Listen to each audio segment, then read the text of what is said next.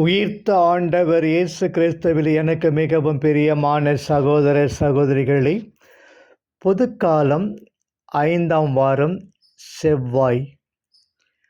கோயில் திருநிலைப்படுத்தப்பட்ட போது சாலமோன் செய்த நீண்ட இறைவேண்டலின் சுருக்கம் 1 அரசர் 23 முதல் 61 முடிய இன்றைய வாசகமாய் அமைகிறது.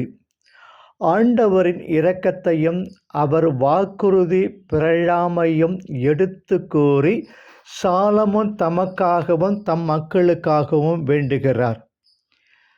இரக்கம் மிகுந்தவர் ஆண்டவர். தள்ளப்பட்டவர் கைவிடப்பட்டவர் என்ற நிலையிலிருந்து இஸ்ராயலரிடம் ஆண்டவர் அன்பு கூர்ந்து என் அன்புடையால் மனம் ஆனவள் என்று கூறக்கூடிய நிலைக்கு உயர்த்தி, இளைஞன் கன்னி பெண்ணை மணப்பது போல உன்னை எழுப்பியவர் உன்னை மணந்து கொள்வார்.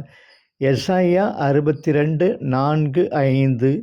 தாம் அவருடன் செய்து கொண்ட உடன்படிக்கையின்படி பிரமாணிக்கமாயிருந்து அவர்களுக்கு தொடர்ந்து இரக்கம் காட்டி வந்துள்ளார்.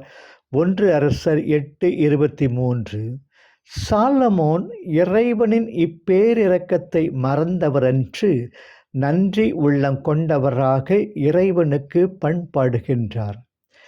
மனித உள்ளம் மறதிக்கு பேர் போனது. நாமும் இக்குற்றச்சாட்டுக்கு உரியவர்களில்லையா? இறைவன் முன்னாட்களில் நமக்கு செய்துள்ள பேருபகாரங்களை நினைத்து அவருக்கு நன்றி பண் இசைக்கிறோமா? சிறப்பாக திருமுழுக்கு வழியாக இருளினின்று நமது வியத்தகு ஒளிக்கு அழைத்துள்ளவரின் மேன்மைமிக்க புகழ்ச்சிகளை பாடுகிறோமா? 1 பேதுரு 2:9. முன்பு நீங்கள் ஒரு மக்களினமாய் இருக்கவில்லை, இப்பொழுது கடவுளுடைய மக்களாக இருக்கிறீர்கள். முன்பு இரக்கம் பெறாதவர்களாய் இருந்தீர்கள், இப்பொழுதோ இரக்கம் பெற்றுள்ளீர்கள். 1 பேதுரு 2:10. இவ்வுண்மையை அடிக்கடி நினைத்து இறைவனின் இரக்கத்தை புகழ்ந்து பாடுகிறோமா? அவர் இரக்க செயலுக்கு நன்றி உள்ளம் கொண்டவர்களாக வாழ்கிறோமா? இறைவன் அனைத்தும் செய்ய வல்லவர். கடந்த காலத்தில் மட்டுமன்று வருங்காலத்திலும் இறைவன் நம்மை பாதுகாத்து வழிநடத்துபவர். எனவே தான் சாலமோன் எதிர்கால நன்மைகளுக்காக இறைவனிடம் இறைஞ்சுகிறார். 1 அரசர் 8:28-30. தமக்காக தம்முடைய விருப்பங்கள் நிறைவேற வேண்டும் என்பதற்காக வேண்டுகிறார். 1 அரசர் 8:28-29. தம்முடைய மக்களின் விண்ணப்பங்களுக்கு இறைவன் செவிமடுக்க வேண்டுமென ஜெபிக்கிறார். தாம் கட்டிய ஆலயத்தின் மீது இறைவன் கருணை கண்காட்டி அந்த ஆலயத்தில் எழுப்பப்படும் குரல் ஒலிகளை விண்ணகமாகிய அவர் உறைவிடத்திலிருந்து கேட்க வேண்டுமென்று மன்றாடுகின்றார். சாலமோனின் ஜெபம் நமக்கெல்லாம் ஒரு சிறந்த எடுத்துக்காட்டு எனலாம். தான் பெற்ற இன்பம் பெருக இவ்வையகம் என்ற முறையிலே அவர் ஜெபம் அமைகிறது. எல்லாரும் இன்புற்றிருக்க நினைப்பதுவே அல்லாமல் வேறொன்றறியேன் பராபரமே என்ற வகையிலே அவர் ஜெபம் அமைகிறது.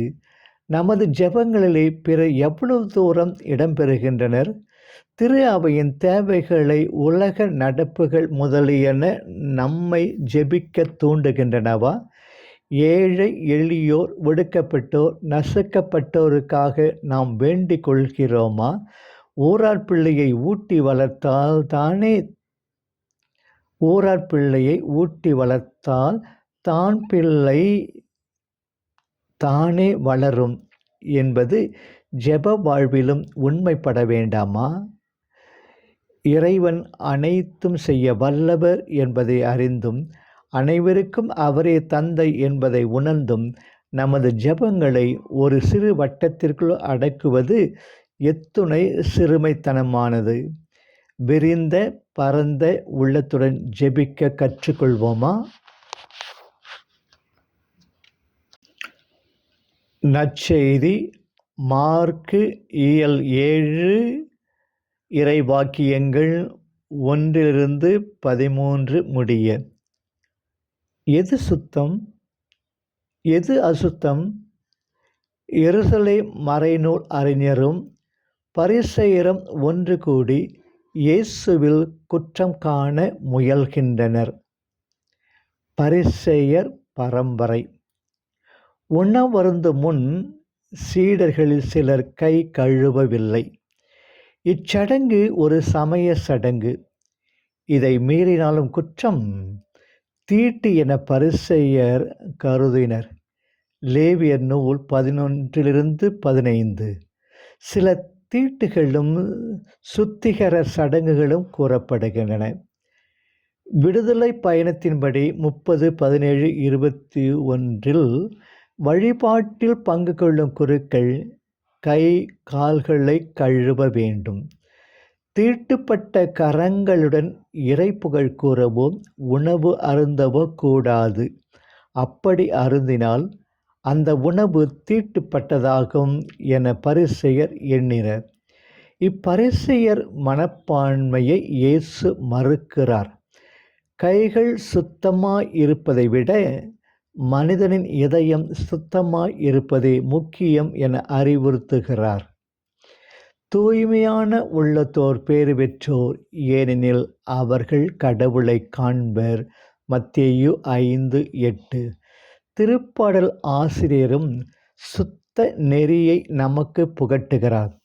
கடவுளே, தூயதோர் உள்ளத்தை என்னுள்ளே படைத்தருளும். உறுதி தரும் ஆவியை புதுப்பிக்கும் ஆவியை என்னுள்ளே உருவாக்கியருளும்.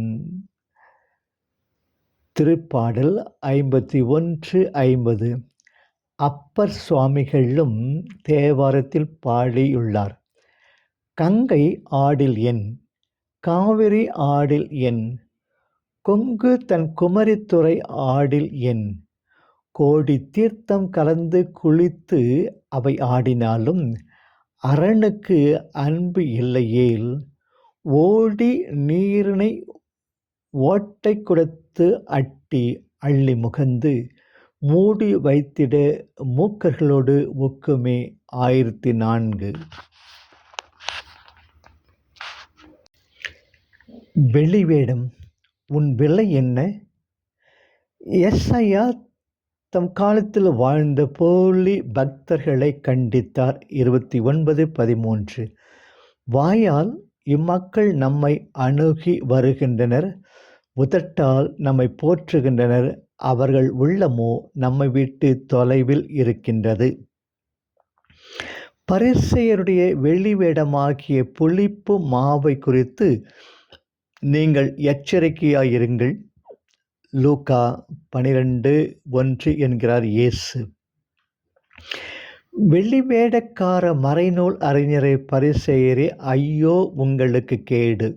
ஏனெனில் நீங்கள் கிண்ணத்தையும் தட்டையும் வெளிப்புறத்தில் தூய்மையாக்குகிறீர்கள், ஆனால் அவற்றின் உட்புறத்தையோ கொள்ளை பொருட்களாலும் தன்னல விருப்புகளாலும் நிரப்புகிறீர்கள். மத்தேயு 23:23 என்ற இயேசுவின் எச்சரிக்கை நமக்கும் பொருந்துமா? பரிசேயர் அனைவருமே கபட நடிகர்கள் அல்லர். ஆயினும் வெளி ஆச்சாரங்களை மிகைப்படுத்தி திணிக்கும்போது நாமும் வெளி வேடக்காரர் ஆகிறோம். கடவுளின் கட்டளையா, மனிதர் மரபா? பரிசேயரின் நெறிகேட்டை தெளிவுபடுத்த இயேசு ஓர் எடுத்துக்காட்டு கூறுகிறார். தந்தை தாய் பேண் என்பது மோசே வழியாக கடவுள் கொடுத்த கட்டளை. விடுதலை பயணம் 20:12, 21:15, இணைச்சட்டம் 5:6. ஆனால் பரிசேயர் சிலர் கூற்றுப்படி எவரும் இக்கட்டளைகளுக்கு தப்பித்து கொள்ளலாம். ஒருவன் தன் பெற்றோருக்கு கொடுக்க வேண்டிய உதவியை கோர்ப்பான் நேர்ச்சை என்று கூறி கடவுளுக்கு காணிக்கையாக ஒதுக்கி விட்டால் போதும். அதற்கு பிறகு பெற்றோருக்கு எதுவும் செய்ய தேவையில்லை, அதை தன் உபயோகத்திற்கு வைத்து கொள்வோம். இதுபோல் பரிசேயர் மனித பரம்பரையை புகுத்தி கடவுளின் கட்டளையை முறியடித்தனர். எனவே தான் இயேசு கேட்கிறார், கடவுளின் கட்டளையா, மனித பரம்பரையா, அன்பு பெரிதா, அனுசரணை பெரிதா, இறைவன் மதிப்பீடுகளா, மனித கௌரவமா? போலியான உலக மதிப்பீடுகளை தவிர்த்து உண்மையான இறைவார்த்தையை கடைபிடிக்க இயேசு நம்மை அழைக்கிறார். அவரது அழைப்பில் நம் செவியில் ஏறுமா? அவரது அழைப்பு நம் செவியில் ஏறுமா? ஏற வேண்டும். ஆண்டவரிடம் வரம் கேட்போம். ஆண்டவர் நம்மை நிறைவாக ஆசீர்வதிப்பாராக. ஆமென்.